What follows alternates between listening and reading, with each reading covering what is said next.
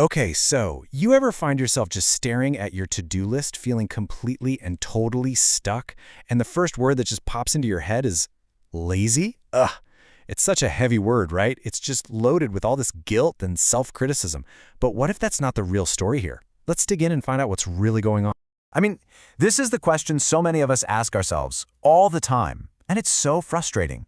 You want to be productive. You've got things you genuinely care about, but the motivation, it just isn't there. It feels like you're anchored down, and you just can't figure out why. So I want you to just consider something for a second. What if the answer to that question isn't some kind of character flaw? What if that label we're so quick to slap on ourselves is actually covering up a much deeper issue? To really get to the bottom of this, we first need to take a look at what we usually mean when we talk about being lazy. Because, this is the idea that really fuels so much of that self-blame.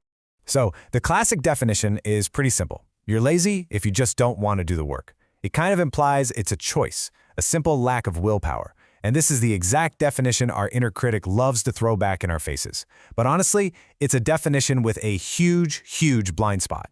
And here it is. This is the question that changes everything.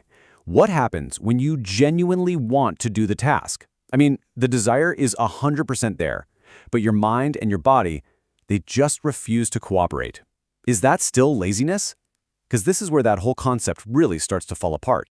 To answer that question, we need to bring in a totally different idea. And this isn't just about playing with words. It's about understanding the engine that drives us. And, well, what happens when that engine just runs out of gas? Okay, now look at this, because it lays it all out so clearly. On one side, you've got laziness, a simple lack of desire. But on the other side, you've got burnout. And this isn't about desire at all, not even close. It's about being completely depleted. It's what happens when you've been under way too much pressure for way too long. Your resources, mental, emotional, physical, they're just gone. So how can you actually tell the difference in your own life? How do you know if you're dealing with what some psychologists call motivational exhaustion instead of just, being lazy? Well, luckily, there are some very clear signs we can look for. And this is so important to get. This isn't just something that's all in your head. Burnout is a genuine state of exhaustion, and it shows up in your behavior and your emotions in really specific ways.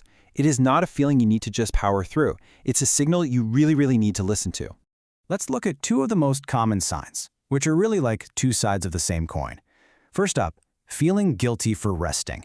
Just think about that for a second. Your body and your mind are practically screaming for a break. You are utterly exhausted, but the second you stop, you're just flooded with guilt for being unproductive.